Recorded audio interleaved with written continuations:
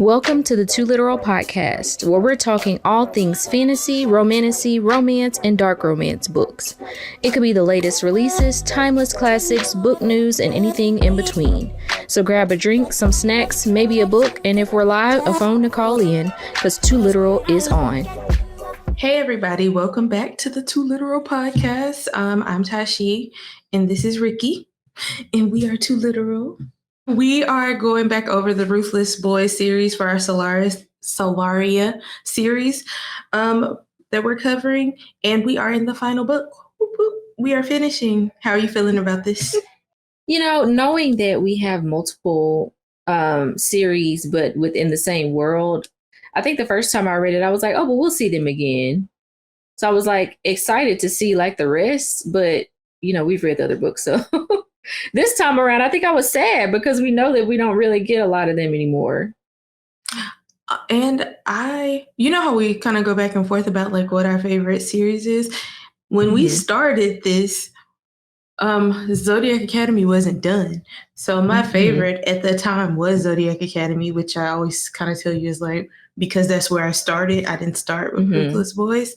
So I'm feeling like now this might be my favorite series. I feel like the story is stronger overall. And there were so many different storylines, I feel like, that we get immersed in this one, because we have the war going on with the Lunar Brotherhood and the Oscuras. We have the civil wars going on between the Lunars and the Oscuras, and then the war between them and King.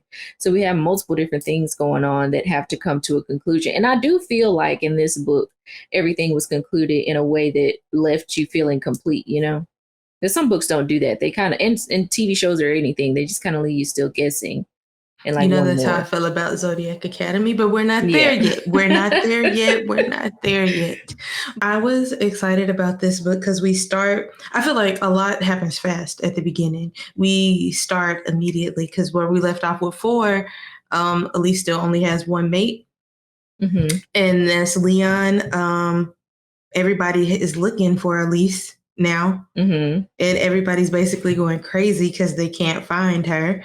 I don't recall exactly because I feel like I've been reading these concurrently. They found out the vampire that they found was her dad. Was that 4 or 5 that they did that? No, that was in this book. They found that out. Okay, so, but yeah, because so much happens and it felt like it should have happened sooner, it feels like everything's, you know, all together. 4 and 5, I really feel like just go ahead and dive in. Don't even watch both episodes apart. Just watch, like, you know, watch all 4 and 5 together. Yeah, because it was kind of, I don't know, a lot happening.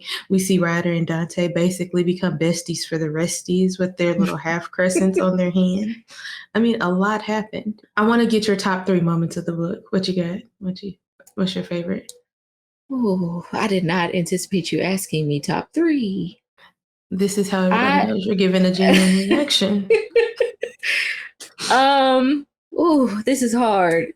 So the moment that she ends up being mated to Dante and Ryder at the same time, part of me felt like it took away from their special moments, but then part of me was like, I don't feel like there could have been another way because of their tumultuous relationship leading up to that. I know that they broke their astral adversary bond at the same time, or right before she came in and was offered them both as her mates. But I still feel like even with them breaking that bond, had she chosen one or the other before the other, you know, it would have been an issue. So I think that was well written. The other part, or the other theme, because it's not really like a scene, but the other theme is Leon reading this book about how to keep a pride together. I don't think I caught that in the first read, but him trying to give everybody their special week and making sure all the lionesses, even though they're men, all the lionesses feel like important enough, and all this stuff is funny to me. Him mending for them, sweet. It was the sweetest thing ever. Him in their mending. Oh my gosh, massaging people's feet. And they were like, no, absolutely not. Then they were like, oh, that feels great. Please do. I know. So I loved Leon mending for everybody. It was sweet. Do you know what I thought though? Dante didn't have a lot in this book, and also you owe me one more favorite situation, but Dante was left out of this book a little more, in my opinion. Yes, but no. I feel like Dante, because his war had come to an end in the last book, we saw Felix, die and everything. I think it was more about showing the power of his family and the love that they've created than just him as an individual, because that was the other war that was unfolding was between the Lunars. And that was something that I feel like they needed to see, that it's more than just about somebody being loyal to you. It's also about them like actually caring for you as a person, not just being afraid of you as a leader. So I think that his family got a lot more shine. And also I think that in turn, I feel like that led to us knowing more about him and why he is the way he is, Full transparency. I just finished the book like an hour ago. So some stuff is fresher on my mind than others. And I honestly didn't even really finish, but we got to the the epilogue where they're wrapping up every few months. And I kind of remember those anyway. My biggest, I cry every time I read when Elise finds out about Gareth. The first time she finds out, where she runs up on the guy that's supposed to be her brother, and he's basically just using his identity to hop around the world, and she kind of confirms that he's dead. But also when she rips the veil apart, which, by the way, ripping the veil apart and what we know to come later is kind of cool, right? Like retrospectively. But yeah, that part definitely gets me. And Gabriel and Elise being mated, but it also made me mad because I just realized she should have killed Lionel. Lionel should have been dead a long, long time ago. I know. I realized that in the second. Well, I think I realized it the first time around, but I think I paid more attention to it this time around. I also don't think Lionel was peak Lionel when we probably read this. You know what I mean? Yeah. Like he was an annoyance, not a problem. And I don't know why it bothered me more this time, but Principal Grayshine kept trying to get Elise alone after she came back from being abducted. I know. And I'm like, what is going on? I don't think I remembered that until the read around and figured out why he kept trying to do that either. I thought he was like under pressure by King or something. Oh, yeah. I feel like that's a big thing we haven't talked about. We finally figured out who King is and who killed Gareth. Compare your first read of that to your second read. How'd that make you feel? So I was actually thinking about this earlier, because the first read around, I actually kind of suspected Titan. And because I already knew, obviously, the first read around, I suspected it just because of, even though he was super sweet to her and feeling like a father figure, there were just some things that were off. Like, how do you always know where she is and all those things? But the second read around, I don't think I intentionally paid attention to that as much. Like, I wasn't so much in the mystery that I was trying to figure it out. And I couldn't remember like how I knew this last time around. I think it's part of reading books. Right now, I'm reading the Ironside Academy. I think I'm on PA or Saunter or Turner. I think it's Saunter. Sauntier? I don't know. They're named after like dance moves. So I think it's like the special way you say it. It's not like Saunter. It's like Sauntier. Gotcha. But anyway, it's a reality show. They're on there, and it's a girl that's like her friend, but nobody else is her friend. Everybody's like, yeah, you're low class. We're not going to be your friend, blah, blah, blah. And every time she gets hurt or something by the other people, the girl's like, I heard them coming. I tried to help you. And she comes over later and helps her. And it's just like, why are you always a day late and $1 short? This? I posted in Reddit about it. I was like, hey, can I trust this lady? Turns out I could not trust her. But well, that's how I felt about Titan in the beginning, because he hadn't done anything negative necessarily, but it's like his reactions was just throwing me off. Yeah, the first time around. Big passive aggressive reactions to Ryder but I feel like Elise kind of needed the betrayal. It sounds horrible to say, but she wasn't even giving her dad a chance, and he was a victim of circumstances. Literally, Titan had taken him and made him crazy and locked him up without blood, without magic, the ability to, update his order or anything for years. So, and all he wanted was to be friends. I really like that they connected over Pitball. It was like the one thing that gave, and I like that Bill helped her do that. So Gabriel's third favorite moment. I found it because you said Bill. It was all the guys meeting Bill and Dadsy. Dadsies. Yeah. Yes. Leon makes everything great. Like, how can you not love Leon? But even Ryder Slick being excited to go meet this man. because Yeah. he's so important to Gabriel.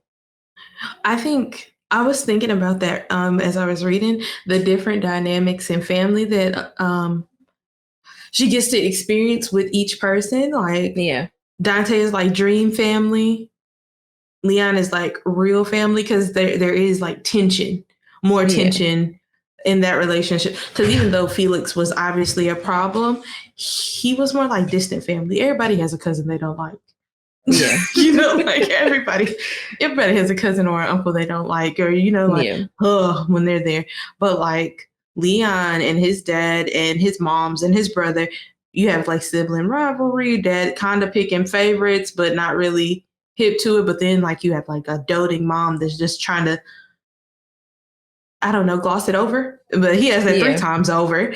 And then you Yeah. have Ryder who like basically had a shitty upbringing too, not by choice, but you know, he got the love that could have been available to him pulled away, much Yeah. like Elise, you Yeah. know?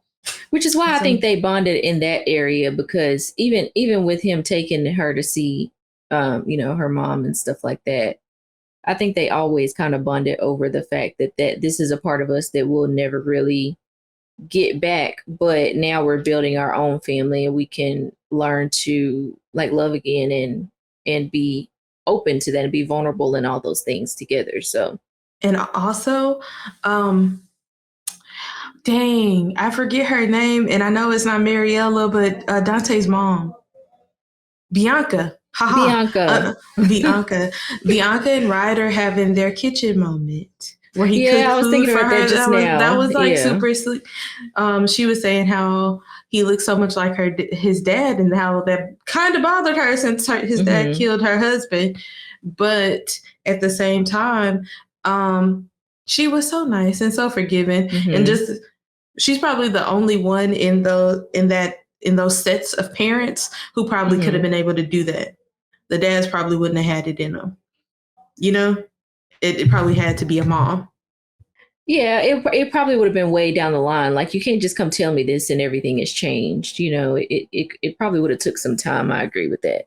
That whole scene to me was very sweet. And if there was any moment where I would have, I'm not a crier like that, but if there was any moment where I would have cried, it probably would have been when Dante brought him home. Well, not really brought him home, but when he showed up at home and all of that unfolded, because it was not only the Bianca moment, but it was also the Rosalie moment and her letting everything go, or trying, to move past that with her dad and all that. So that was a very big moment in the whole story, not even just this book. I feel like a lot of things were brought to a resolution in that. And also, in going on with Bianca, but like Rosalie getting her tattoo Yeah. to cover up her scars. They're bonding. Just like you said, everybody kind of getting a resolution in a way. Yeah. And We I'm also glad got they a gave her vow. her own chapter. Yeah, we needed it. We needed it. And Rosalie left us with a vow to save Rory, Mm-hmm. which is a big deal because she didn't have magic, but somehow they felt magic. Also, you Yeah. know what I was thinking? I mean, I know this is a little bit of a spoiler, but not really. I think Seth and Rosalie should have a Fae book group about the moon. I think it would be hilarious. If we ever get bonus chapters, that's But you don't think totally Seth would be of a jealous? Because Rosalie is actually a moon wolf? yes, and that's what would make it hilarious. Oh, That's what would make it perfect. Could you not that's see them funny. talking about everything or like arguing about being bonded by the stars or being bonded by the moon and which one is better? I read somewhere Yeah. that you could be, or in the book, did you notice they said you can be sun bonded too? We've seen people be moon bonded, Moon star bonded, but bonded. not sun. Yeah. Or by all three. I'm so excited to see what happens as we continue to read. I know Solaria is done, but the other kingdoms are opened up. So that's kind of Yes. cool. So And I read the preview for that. It's coming out in September, right? The newest book. yeah, So I read the preview a little bit. So that'll be we might. interesting to see as well. I'm so happy that Bryce and Cindy Pooh were not in this book. It was already too much going on and to keep up with Yeah. that I literally couldn't have handled what was But the happening. way that they did Cindy Pooh. So here's the thing. We read, obviously, again, Zodiac Academy first. And, she kind of makes a little appearance in that writing to Darius. And so now that we're seeing what they actually did to her to get rid of her, that was the It's so funniest much thing to fun. me. Yeah, I think because like I said, I started with Zodiac Academy. So when I went back and read Ruthless Boys, I didn't even notice that until I read my like second read through of a book, and I was like, oh, okay, yeah. like that's I that's noticed. funny. That's That's funny. hilarious. So were you not, because you always told me you don't get sad about books, and I just think that's inhuman, but what ifs. I do get sad. I just don't cry. I do get sad. Well, how could you not cry when Gareth and Elise saw each other? It was sad. It was sad. But I think I don't know. I just think, I don't know. I'm just not a crier like that. I cry over my kids and my husband, and you should work on that. These basically are our kids and our husbands when we're reading books. For sure. Ripping the veil and at least getting to see all those interesting people, and even people she doesn't know, but seems to be watching over them too. I was going to say there were a lot of, and that moment was one of them. There were a lot of like peeks into what's to come, but not in this, obviously, this story because it's finishing up, but what's to come in later stories in this book. I feel like between Gabriel's visions and then them seeing the veil and her seeing people watching him, but not knowing why and stuff like that. But yeah, their moment was sweet to me. And again, I'm glad that they actually got to say goodbye because that's a lot of people's, I don't really know the right word for it, but that's what a lot of people say. Yeah, when they lose someone, especially in the way that she did, they didn't get to really spend those last moments with that person. Well, she got that. Oh, I guess we didn't explain how she got to the veil. I guess we could do that. They beat King's butt. That's how. But she took King's power away from him because he had all four elements as he was killing all Fae and then taking their powers from them by using dark magic. Also, small tidbit, them using Orion and him just kind of being there, but like not even getting words out, just chanting. Yeah. It's so endearing. But but like her taking all the power, she was even stronger than the counselors. So technically King's plan was gonna work. I kind of think his distraction with Elise probably is the thing that messed him up most, because like she said, when she was asking him questions about like what happened and things like that, the issue was he did make sense. He was just a maniac, like he just went manic from everything that he wanted to do. He did want to save them from the gangs, but also, Fae fight for their place in the world. And he just, his way of fighting was being smart. Yeah. His was just being smarter than everybody. And I'm not going to lie to you, the whole Jasper thing, her having the answers the entire time, basically the whole book, having the answers to what happened to her brother, but not getting them. For the life of me, I couldn't remember why she couldn't get the stone to work until she put blood on it. I could not remember that until I read this book. And I was like, oh, yeah, it needed her blood. And she never bled on there. Remember, and maybe that's because we've read other books where their blood was the answer. And, since they were siblings or whatever, their blood worked. Maybe that was just me that have read it. I think that was maybe an Afterlife. That was another concept. But the reason I was looking like that is because, like, how does she not know that? And also, how this whole time they've gone through multiple wars, they've gone through multiple fighting scenes. She's never spilled blood on it before, and it's been in her pocket or around her neck the whole time. I don't get it. Don't be poking holes in one of my favorite stories. I don't know. I don't get how this is the moment. I get it from a perspective of wanting that wow effect in the book. But just from, I analyze everything. From an analytical perspective, I don't get how this is the moment that all of a sudden all the secrets come out. Maybe she just didn't bleed on it. Not that she hasn't had blood, but maybe it hasn't always been in her pocket. Maybe this is just one of these times. Because, they've been ambushed a few times, like when they went to go help. Oh, one of my least favorite parts of the book, Ryder dying. I know. The first time I was like, wait. I think I almost cried on that one. I was like, wait, what happened? Yeah. What? But Ryder's head got chopped off, just a little axe murdering, literally. But I think that's like probably the coolest. He might have the coolest order. The fact that he was able to basically camouflage the lady that was about to execute him into himself and himself into her, and then he killed her, and she couldn't say anything because he cut out her tongue. Epic move. Epic move. And I also didn't realize that Ethan became the king of the Lunars in this book. How did you miss that? Okay, the first time around, I didn't care. No. I didn't care. I mean, for lack of a better you know what I mean? Like, I didn't. Yeah. He wasn't important to me. I didn't care. But, like, also, him leading a pack didn't automatically make me think that he was in charge because Rosalie has her own pack and Dante still runs the Obscures. So, like, that's kind of where, you know, like, I didn't realize he became king. I just thought he was in charge of the wolves, you know, like. Yeah. And everybody clearly isn't wolves. But, yeah, I didn't realize that he became king.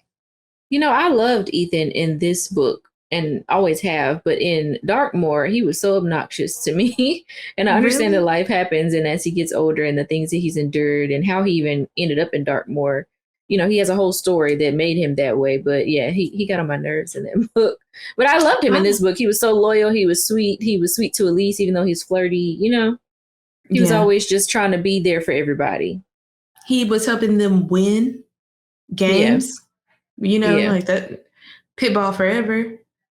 So quickly, are you Aurora Academy or Zodiac Academy? Where's your team? I think I'm gonna always go for the underdogs. However, I did not understand when she found out who her dad was and what family she was associated with and all that. Why not move all of them to Zodiac? She said she wanted to stay there with them, but why not move all of them there? I mean, but Dante basically got the same offer with Lionel going to Zodiac Academy, especially with Elise being his maid and it being made public. I think they didn't want to turn their back on where they came from, too. I think it was deeper than just not like, yeah, we want to go to a good school, but this is where we're from. This is home, you know? Yeah, because even when we go see Gabriel again in Zodiac and he becomes a professor there, he never moves. He just stardust back and forth, going between rich self, Starbucks dusting everywhere. Yeah. I didn't get that. I mean, I get one to have their own space, but they could, all of them, the whole book, Elise has talked about her and Gareth wanting to escape and really wanting to get away. And then she just wants to stay all of a sudden. But that might not be what they mean by escape. You know what I mean? Like what you're saying, like if you and I were talking about escaping right now, is your dream to go live in Dubai and spend all that money on all them apartments? See. My dream is to get out of the US, though. It's not to go live in Dubai, but I would definitely move to Mexico. But that I was about to say, but that would be the equivalent there. You know, like you going to a place where it's so much more money. You got to deal with a certain kind of people, and like at the end of the day, I mean, they're not human; they're Fae, but we're human. You don't want to go live in New York and then you look like a bum. Look like you deserve. But then you're gonna try to like you know, people looking down on them and stuff. Yeah, but also you're gonna try to carry yourself. Like from Sex and the City, you're gonna try to like buy shoes, but you can't afford them. Like all that. That wouldn't have been free. That would have been like, in the words of my cousin, that would have been a new bondage. Yeah, I get that. And maybe that's how they felt having the opportunity, but being presented by people they didn't really trust. Just that they would be in, like you said, a new form of bondage. I get that. And honestly, I think everybody could afford to go to Zodiac Academy. Maybe not legally, but I'm pretty sure Ryder, Dante, and Leon. We know Leon. Had the money to go there. Yeah, if he didn't have the money, he would have found it. And we know Gabriel did too, because Gareth was stalking him. He told us what was in that account. We know. So this was another hill that I will die on when it comes to Elise, because she did all this hacking to get into this school and didn't do it where it counted. I feel like she was a genius. And I feel like it wasn't used in ways that really, besides getting her in the school, where else did she use it at? She didn't make Leon top 5 so he could go on the thing. Like all these things that it could have helped with. I think she was blinded by rage. And I think her initial plan was to be under the radar, not to necessarily catch their attention the way she did. Mm-hmm. I mean, she didn't mean to like You know, like that's why they call it falling in love, because you don't be like, ooh, love, let me come and hug you. You just trip, and Yeah. there you are. I think that was very much what was happening there. Because also she had no plans on living afterwards, and she was a kid. Yeah. She was the kid that was upset, like Yeah. that. The foresight, her frontal lobe wasn't developed all the way. And Is there are what a I'm lot of thinking. moments where we see that where she kind of acted on impulse as opposed to really thinking it through. But that part, because I felt like she put so much preparation into coming. And like I said, she hacked her way into the system, got her in the same room as, or right across from where Gareth was and all these people. But there were other moments where I feel like that would have been useful that she didn't use. And that drove me crazy. Oh, you know what? Another one of my favorite parts is the donuts. When they offered Middle Kipling a donut. That is still funny to me though, but and you know what's crazy, when I was rereading it this time around, I'm pretty sure we had donuts at work and I just could not do it. Well, they are whores. I get it. They are whores. Well, they were talking about it being glazed and like, I couldn't do it. And I love donuts. And then the other brothers like kind of agreeing with him in solidarity. Yeah. It's hilarious. Or that also made me think about the Kiplings when they found out Ryder was gonna die and Leon had to ride the Griffin over to Dante. Blah blah blah. Leon riding people is, first of all, pause. But Leon riding on people's backs all the time is kind of crazy. Because he did that to Principal Grayshine too. It was like, you need to lose weight. Like, you need to work out more. Don't miss leg day. Leon is probably the best part of the book every time. He's definitely the funniest. I really enjoyed him trying to get his pride together and giving everybody. But the crazy part is like, why are you not explaining to people why everybody should have their special week? You just said, no, it's his special week. Nobody knows what's going on. You're just trying to keep everybody else away from Elise during those weeks. It doesn't make sense. You know how he talks about all the time he has to like do something to like make sure Gabriel doesn't see it and stuff like that? Yeah. In my head, the same thing is kind of happening. He feels like he's being like covert. Like he's like he's secretly giving everybody what they need. And aside from that moment in Zodiac Academy where that actually worked, has it ever worked for him trying to be covert? Besides, I mean, obviously he's a thief, but like within his circle of people, does it ever really work? Him trying? I think it did when they tried to do the merch. Remember when the Mindy brought him the stuff and was like, "I brought you a catalog," and he was like, "You got to start over. I don't want him to know what I'm doing."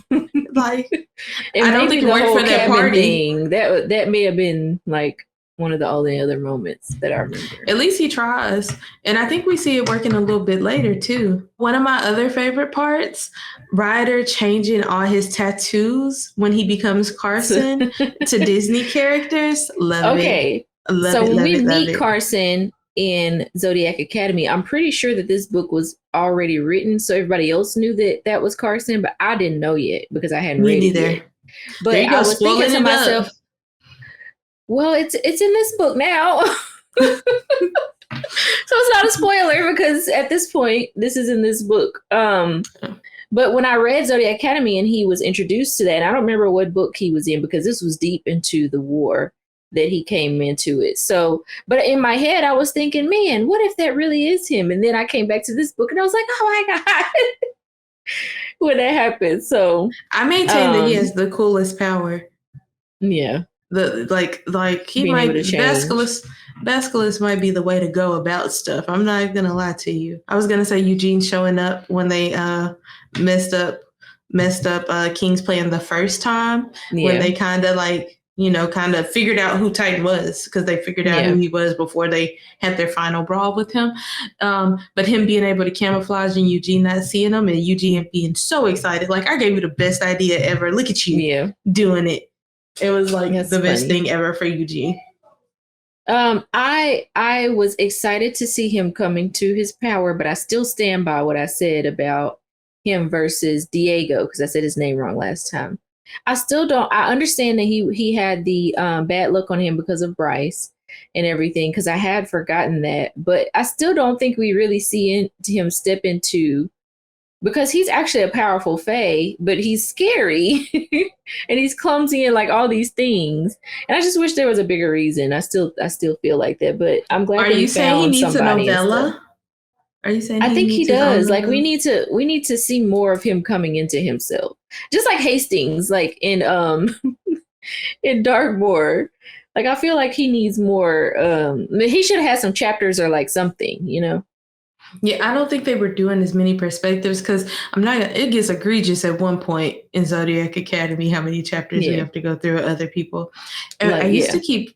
I used to keep track of like how many chapters each person has. Maybe I'll pick that back up while we do this read. And was there anything else? What are you reading? I know this is super random, but what are you reading?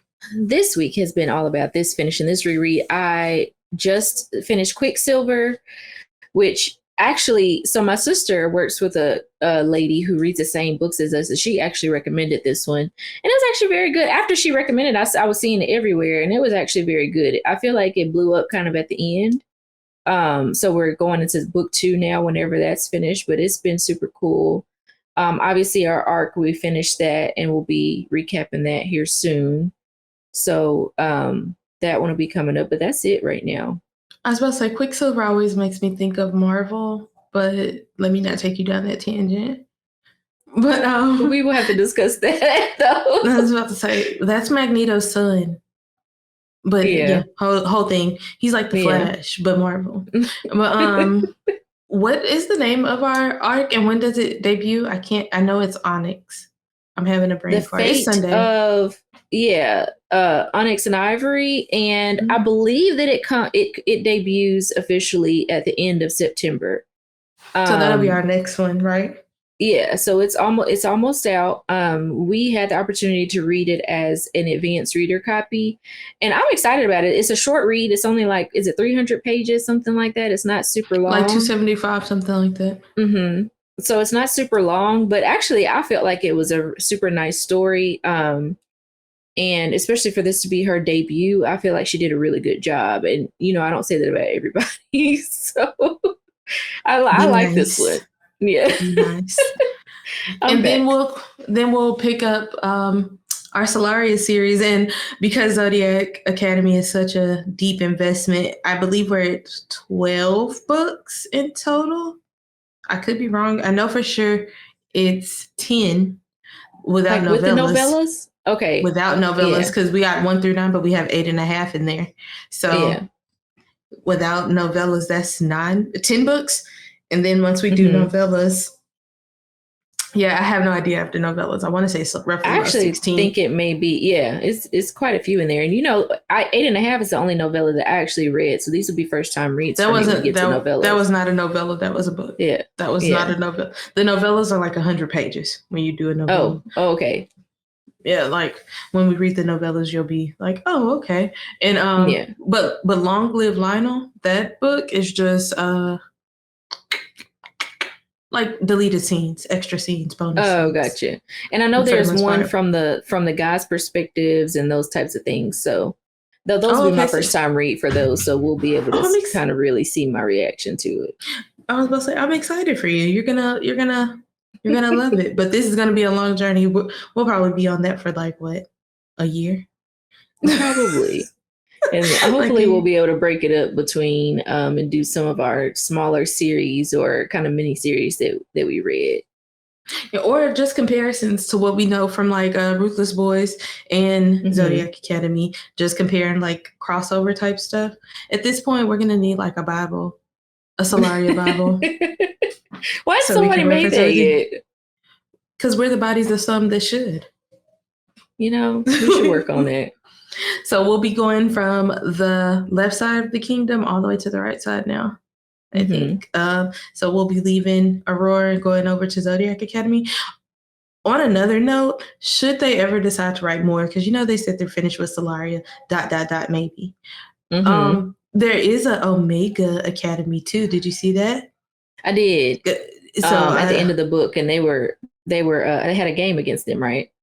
Yeah, because, okay, listen, I had this thought as I was listening the other day, and if you judge me, you're anti-me. But I was thinking, you know, like where we're from, people within the same like aid or level of school district play each other when they go to state, and then you have like 7A, 5A, 3A, Right. 2A, whatever one. I wonder how it works in their kingdom. Because Zodiac Academy is all the way on the other side of the world, but they play them. Yeah, I think just the whole kingdom play, because in their world, they don't really try to separate the classes. Like they don't give, even though some people may have an unfair advantage. I don't feel like they give them that like as a pass. So I don't feel like they have any like conferences or anything. They just play everybody. Yeah, which leads me to my next thing. I wonder what it's like in like the UK and stuff, because there is a version of that. Orion tells the twins about it. Like Mm-hmm. there's a version of like, because like mirror worlds type stuff, but there's Mm-hmm. a version of the UK out there. So I wonder, Yeah. just in general, that's the kind of stuff that my head wonders about as I'm Yeah. reading. But was there any additional things you wanted to add on here? I don't think so. So at the end of this book, we see King dead, we see Scarlet dead, we see Ethan taking over, and Carson / Ryder stepping down as king of the Lunar Brotherhood. We see Rosalie kind of come into her own. She doesn't have powers yet, but she's basically asserted that she's going to be an alpha one day, and I think everybody pretty much knew that and backs her up on that. So we see kind of her story forming, which will be in Darkmoor. Elise decided to have a relationship with her dad.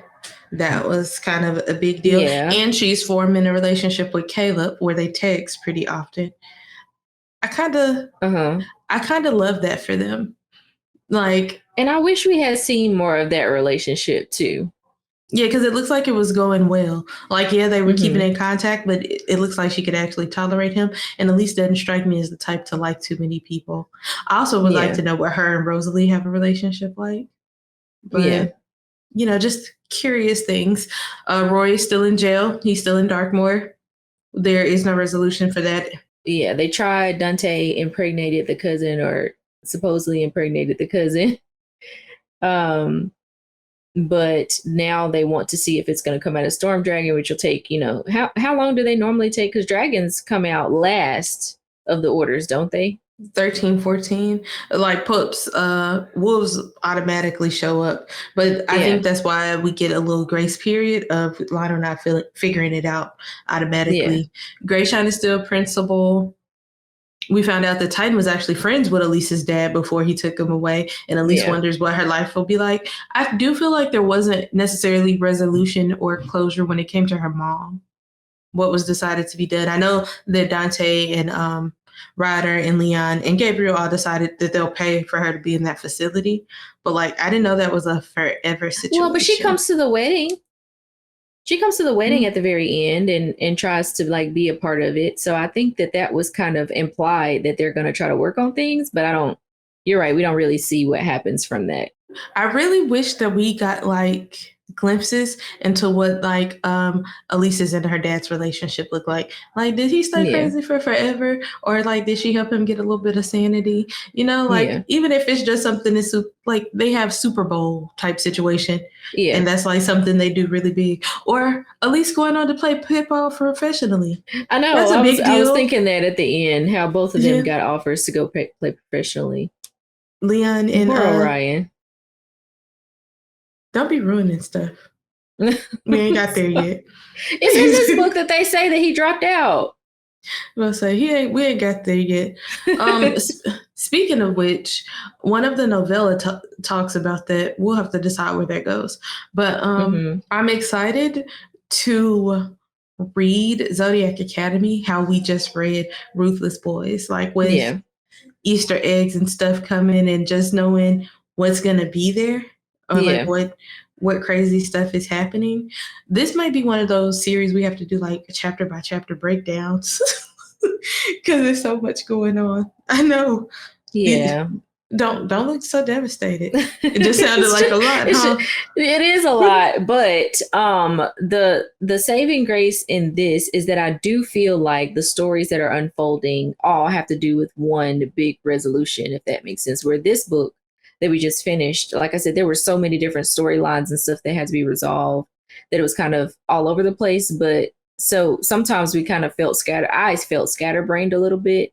But in this book, all of it kind of comes together in Zodiac Academy. I mean, all of it comes together for the same big resolution that everybody's kind of dealing with the same foe. And overall, it's just less characters affected in this storyline. You know what I mean? Like, we talk about the Kiplings, we talk about Cindy Pooh, we talk about Bryce, we talk about Ethan, we talk about Titan, we talk about all the other people, but they're not main characters. We're not having their perspective. Also, wait a minute. Destiny Moonshine. Is she? Who is she? Because wasn't she supposed to be a seer in this book? That threw me off too. Like, where did this lady come from? Yeah, but I feel like she was in Zodiac Academy. I couldn't remember when I read this book, but I knew that anybody that was surrounding Lionel was like, I want to say she was in charge of that like special group that eventually comes to Zodiac Academy. Yeah. That whatchamacallit leads. And then they was like, she always wearing a glam, but don't nobody really know what she looked like. But then we found out what she looks like. Oh, the one that was supposedly beautiful and all this, and then yeah, like, is that her? That's funny. I think so. That's why I was like, do I know her? But yeah, I didn't know she was supposedly a seer though. I thought that she was just a Cyclops, not just a Cyclops, but I thought she was a Cyclops. Yeah. Who knows? Maybe that's one of those book problems. You know what I mean? Like one of those things that in continuities, there was something that like continuity. So what do you plan to read off topic again? What do you plan to read next? I just found a book that somebody else actually recommended, but it is not in our normal like wheelhouse of reading. It's not fantasy or anything. I will have to find the name of it. And let me see. While I'm finding that, what are you planning on reading next? I want to finish Ironside, and I haven't finished the arc yet, so I have to do that. I'll probably finish Ironside Academy because I finished one in a day.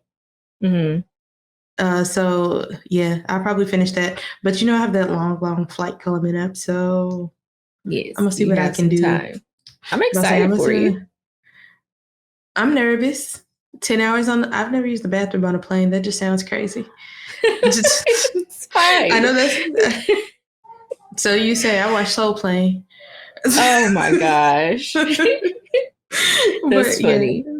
But yeah, I'll be doing that. And the event that we're going to doesn't even start till the 6th and the 7th, which is like, and I leave the 31st. So I'll have days in between. Time.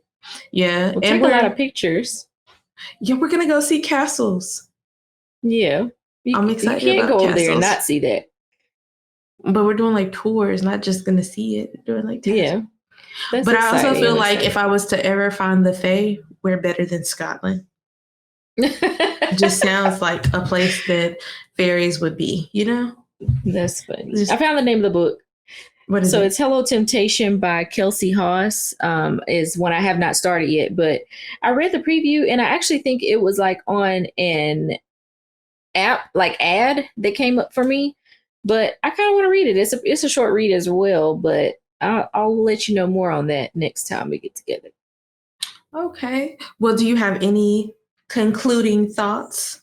I don't think so. I think, like I said, I truly believe that this was one of the few books that I've read that actually concluded everything in a way that we felt whole. We got to see their lives later on and them having kids together. I do wonder, like, do they just call them all their kids or do they know which one is whose dad?